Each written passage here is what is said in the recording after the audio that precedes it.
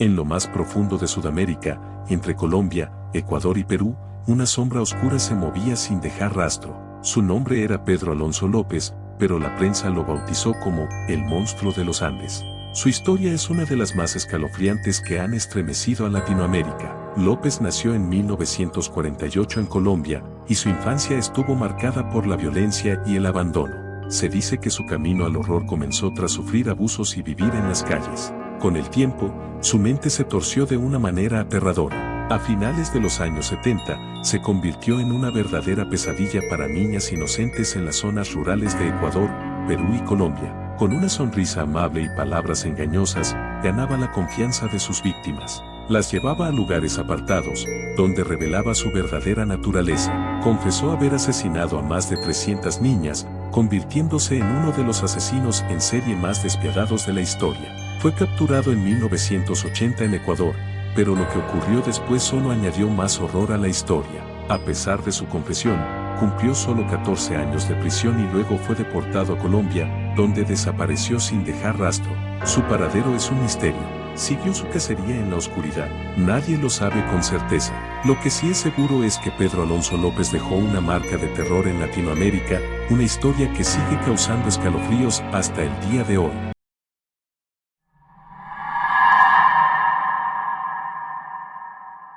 El caso de Jorge Burgos, conocido como el descuartizador de Buenos Aires, estremeció a Argentina en 1986. Burgos, un taxidermista de profesión, fue arrestado luego de que la policía descubriera en su domicilio una macabra colección de restos humanos conservados en frascos de vidrio. Sus víctimas eran personas sin hogar, a quienes engañaba con falsas promesas de trabajo para luego asesinarlas y diseccionar sus cuerpos con herramientas especializadas. Al ingresar a su vivienda, los agentes se encontraron con un escenario escalofriante: manos, piernas y cabezas disecadas, dispuestas meticulosamente en estantas, como si fueran piezas de museo. Además, hallaron instrumentos quirúrgicos de precisión, bisturís afilados y productos químicos utilizados para la conservación de tejidos, lo que evidenciaba su destreza en la taxidermia aplicada a seres humanos. Durante los interrogatorios, Burgos intentó justificar sus actos asegurando que su intención no era matar, sino preservar la belleza de sus víctimas. Alegó que veía en ellas una forma de arte y que, al disecarlas, les otorgaba una especie de inmortalidad. Sin embargo, su perturbadora declaración solo confirmó su peligrosidad, y fue rápidamente condenado a cadena perpetua por múltiples homicidios y profanación de cadáveres. A pesar de estar bajo estricta vigilancia en prisión, su historia tomó un giro aún más oscuro cuando fue encontrado muerto en su celda en circunstancias nunca esclarecidas. Algunos rumores apuntaban a un ajuste de cuentas entre reclusos, mientras que otras versiones sostenían que se trató de un suicidio. Sin embargo, las inconsistencias en el informe oficial alimentaron teorías sobre una posible venganza de familiares de sus víctimas o incluso la participación de personal penitenciario en su fallecimiento. El caso de Jorge Burgos sigue siendo uno de los más aterradores de la historia criminal argentina, dejando una huella imborrable en la memoria colectiva del país.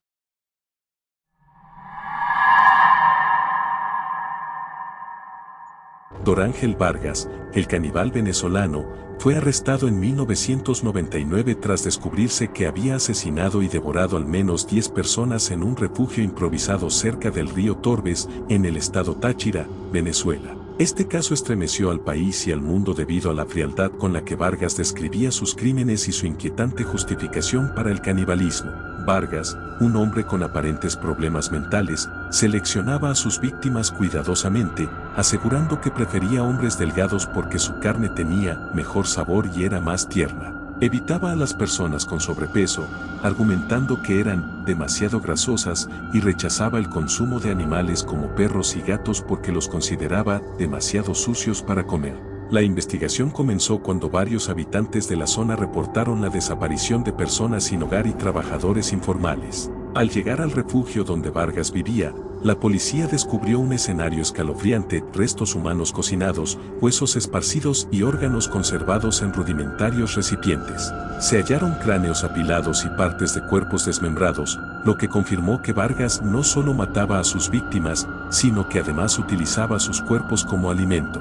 Durante los interrogatorios, el asesino confesó sin remordimiento su gusto por la carne humana, afirmando que la preparaba en guisos y sopas. Incluso llegó a bromear sobre sus métodos, asegurando que sabía cómo sazonar bien a sus víctimas para hacerlas más sabrosas. A pesar de la brutalidad de sus actos, Dorángel Vargas no fue condenado a pena de muerte ni a cadena perpetua, ya que en Venezuela no existen estas sentencias. Fue internado en un hospital psiquiátrico dentro de un centro penitenciario, donde permanece recluido hasta la fecha. Su caso sigue siendo uno de los más macabros en la historia criminal del país, dejando una huella de horror en la memoria colectiva de Venezuela.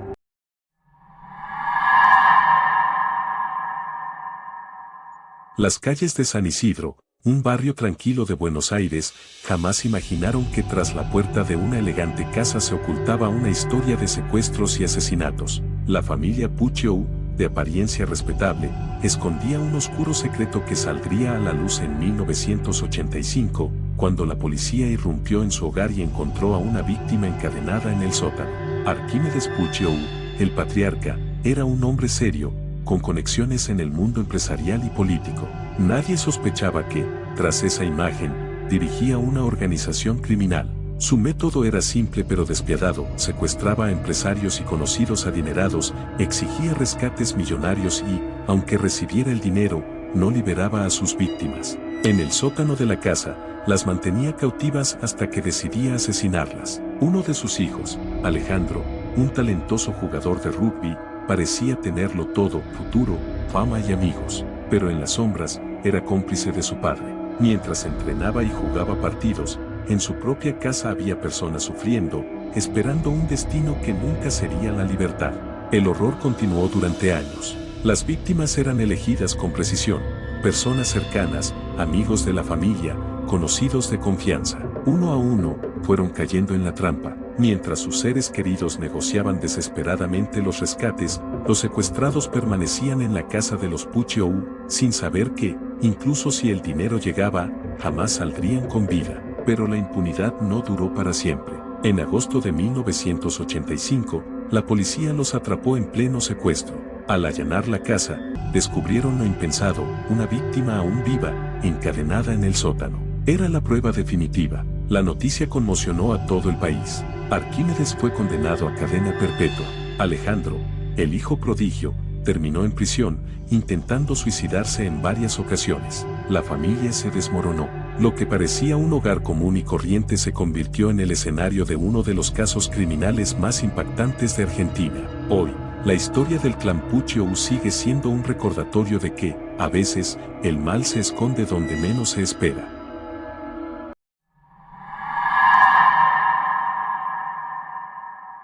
Juan Carlos Hernández y Patricia Martínez, conocidos como los monstruos de Ecatepec, cometieron al menos 20 feminicidios entre 2012 y 2018 en Ecatepec, Estado de México. La pareja atraía a sus víctimas, principalmente mujeres jóvenes, con promesas de trabajo o la venta de ropa usada. Patricia, con su trato amable, se encargaba de ganarse la confianza de las mujeres y convencerlas de ir a su casa. Una vez dentro, eran atacadas, asesinadas y posteriormente desmembradas. Juan Carlos Hernández no solo asesinaba a las víctimas, sino que también abusaba de ellas antes de matarlas. Luego, junto con su pareja, mutilaban los cuerpos y escondían los restos en su domicilio. Algunas partes eran guardadas en frascos con alcohol, otras eran alimentadas a sus perros e incluso se sabe que la pareja consumía carne humana.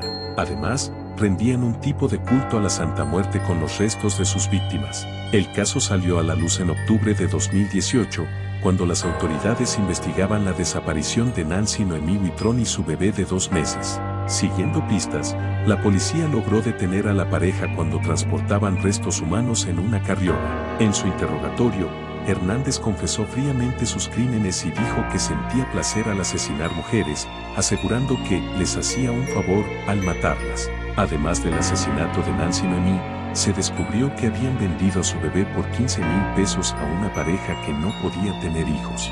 Tras su captura, la policía encontró restos humanos en su domicilio y una libreta con nombres de posibles víctimas, lo que sugiere que el número de asesinatos podría ser aún mayor. Ambos fueron procesados y sentenciados por múltiples delitos, incluyendo feminicidio, desaparición forzada y trata de personas. Recibieron varias condenas de prisión, sumando más de 600 años en total. El caso generó gran indignación en México y evidenció la crisis de violencia de género en el país, impulsando debates sobre la falta de seguridad para las mujeres y la necesidad de reformas en el sistema judicial.